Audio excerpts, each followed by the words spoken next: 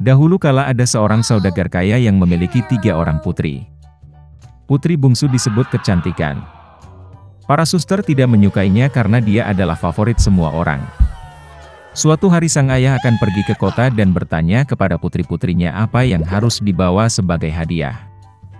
Para kakak perempuan meminta gaun dan perhiasan berharga, dan yang lebih muda meminta mawar merah, yang paling indah di dunia. Pedagang itu menjadi bijaksana, tetapi berjanji bahwa dia akan melakukan segala kemungkinan untuk menemukan bunga seperti itu. Dan berangkat. Sang ayah dengan cepat menemukan hadiah untuk anak perempuannya yang tertua, tetapi untuk yang termuda dia tidak dapat menemukannya. Setiap mawar yang ditemui pedagang dalam perjalanannya lebih indah dari yang sebelumnya. Kemanapun dia melihat. Dan kemudian jalan membawanya ke hutan lebat. Di sana sangat gelap dan dingin. Tiba-tiba cahaya muncul di kejauhan. Mendekati, pedagang itu melihat sebuah kastil kuno yang besar, semuanya dari emas dan berlian. Memasuki gerbangnya, dia memasuki aula yang penuh dengan permata. Dia melihat bahwa ada meja di tengah aula, dan tidak ada piring di atasnya, dan semua piring terbuat dari perak dan emas. Tapi kastil itu kosong, tidak ada siapa-siapa. Pedagang itu mengira pemiliknya mungkin akan datang sebentar lagi.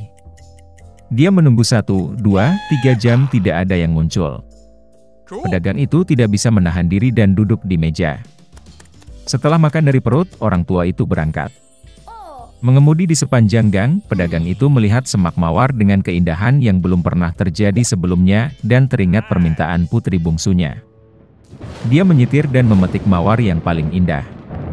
Pada saat yang sama, kilat menyambar, guntur menyambar, terdengar suara gemuruh, dan bangkit, seolah-olah keluar dari tanah, di depan pedagang dan bukan binatang atau manusia, tetapi semacam monster, mengerikan dan berbulu. Terlalu marah pedagang itu memilih bunga favoritnya alih-alih berterima kasih kepada pemiliknya atas keramahannya. Orang tua itu sangat ketakutan, dan berkata bahwa dia akan melakukan apapun, selama dia tidak membunuhnya. Untuk pelanggaran seperti itu, binatang itu setuju untuk menikahi salah satu putrinya. Tapi hanya orang yang ingin datang sendiri, karena cintanya pada ayahnya. Dan jika tidak ada yang datang, maka pedagang itu mati. Orang tua itu berduka, dan memutuskan untuk pulang, untuk mengucapkan selamat tinggal kepada putrinya. Dia tidak ingin menyerahkan salah satu dari mereka untuk binatang buas. Aku naik kudaku dan pulang. Setelah bertemu dengan anak-anak, dia memberikan hadiah kepada semua orang, dan menceritakan tentang petualangannya. Para kakak perempuan menerkam yang lebih muda, kata mereka, itu salahnya, dia memesan bunga yang buruk, yang sekarang harus dibayar ayahnya dengan nyawanya.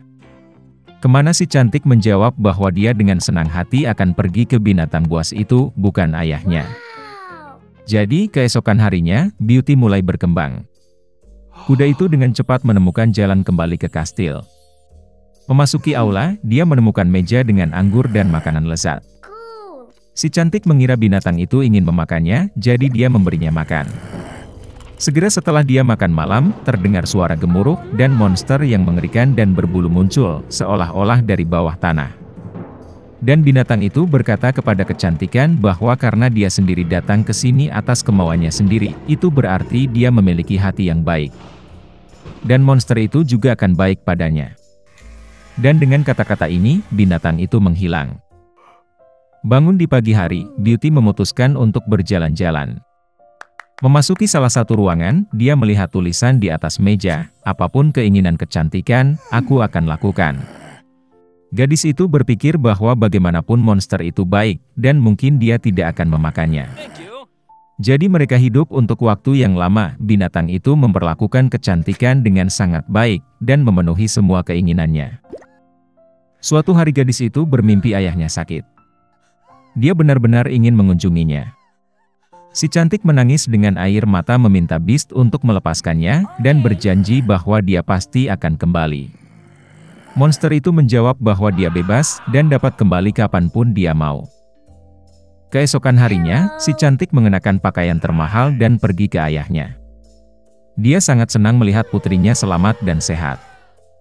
Kakak-kakak perempuannya berlari dan melihat bahwa dia menjadi lebih cantik, dan bahkan berpakaian seperti ratu. Seminggu kemudian, Beauty bermimpi bahwa binatang itu terbaring di rumput di taman dan sekarat. Dia terbangun dengan ketakutan dan memutuskan untuk segera kembali dan menyembuhkannya. Ketika gadis itu mendekati kastil, dia melihat tubuh Beast yang tak bernyawa di atas rumput. Hatinya hancur karena kasihan. Si cantik berlari ke arahnya dengan air mata, dan menciumnya. Dan pada saat yang sama petir menyambar, guntur menyambar, seluruh kastil diterangi dengan cahaya terang, dan musik dimainkan di mana-mana.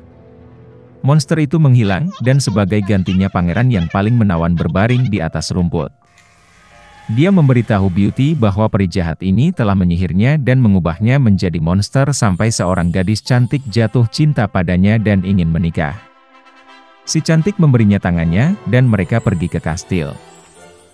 Keesokan harinya, kecantikan dan pangeran menikah dan sembuh dengan bahagia selamanya. Beginilah cara hati yang baik bisa mematahkan mantra jahat. Seorang gadis bernama Alice lelah berjalan sepanjang hari tanpa melakukan apapun. Panas membuatnya mengantuk. Tiba-tiba dia melihat kelinci putih yang sedang terburu-buru di suatu tempat. Tampaknya aneh bagi gadis itu bahwa dia berbicara kepada dirinya sendiri dan terus melihat arlojinya.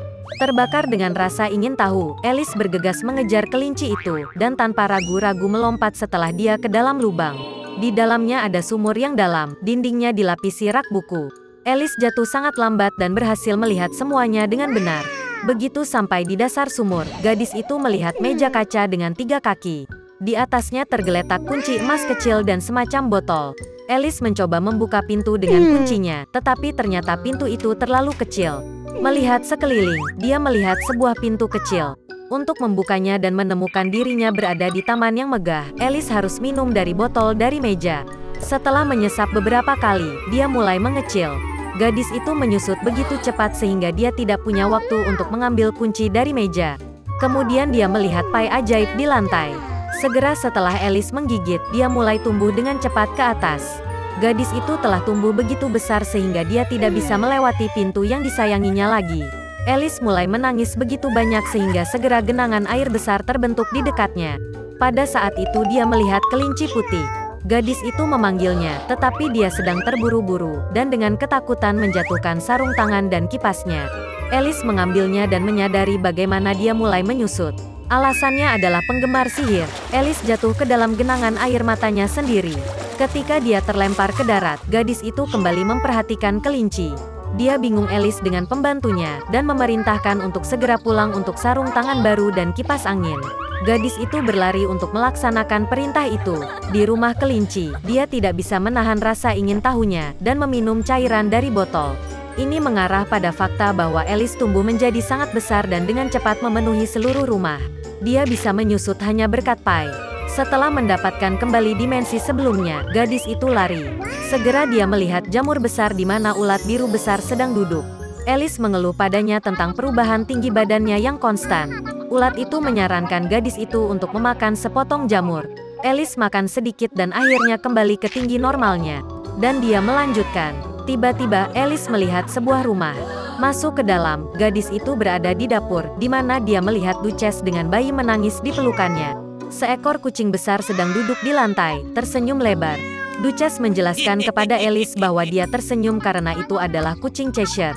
Tiba-tiba kucing itu menghilang dan bayinya menangis. Duchess memberikan anak itu kepada Alice, dan dia sendiri pergi ke ratu. Gadis itu terkejut saat mengetahui bahwa dia tidak menggendong seorang anak, tetapi seekor babi kecil yang nyata. Ketika kucing itu muncul kembali, dia menyarankan Alice untuk menemukan Marechare. Dan kemudian dia menghilang, dan hanya senyumnya yang tersisa di udara. Gadis itu berangkat. Segera dia melihat rumah Marechare. Alice datang tepat pada saat dimulainya pesta teh. Mejanya besar sekali, tapi hanya si Marechare, Mad Hatter, dan Sonya si tikus yang duduk di sana. Mereka tidak mengizinkan siapapun duduk di meja, dan mengatakan bahwa tidak ada ruang. Alice mengetahui bahwa mereka dipaksa untuk minum teh tanpa henti sebagai hukuman karena membunuh waktu. Si kelinci dan si Hatter mengejek gadis itu dengan segala cara yang mungkin dan mengejeknya. Tidak dapat mentolerir kekasaran seperti itu, dia diam-diam bangkit dan pergi. Segera Alice menemukan dirinya di taman yang indah. Dia memperhatikan tukang kebun yang tampak seperti bermain kartu. Mereka mewarnai mawar putih menjadi merah. Gadis itu sangat terkejut dengan ini. Dia mengetahui bahwa ratu mereka menyukai mawar merah, dan hanya mawar putih yang tumbuh. Ratu mengeksekusi para pelayannya untuk pelanggaran sekecil apapun. Tukang kebun bilang dia sedang menilai pelayan yang mencuri kue sekarang. Alice sangat tertarik dan dia pergi ke pengadilan. Di sana dia melihat March Hare dan Mad Hatter bersaksi. Ketika mereka selesai, Ratu tiba-tiba memanggil Alice untuk diinterogasi. Gadis itu menjawab bahwa dia tidak tahu apa-apa dan memerintahkan untuk melepaskan pelayan itu. Ratu marah dan memerintahkan untuk menangkap gadis itu. Pada saat itu, Alice merasa bahwa dia mulai tumbuh lagi. Gadis itu menyadari bahwa ini hanyalah kartu, dan dia tidak takut pada mereka. Dan pada saat itu juga, keajaiban itu menghilang. Alice terbangun di tempat terbuka yang sama di mana dia pertama kali melihat kelinci putih. Ada pemandangan yang familiar di sekitarnya, suara yang familiar terdengar. Jadi itu hanya mimpi, pikir Alice.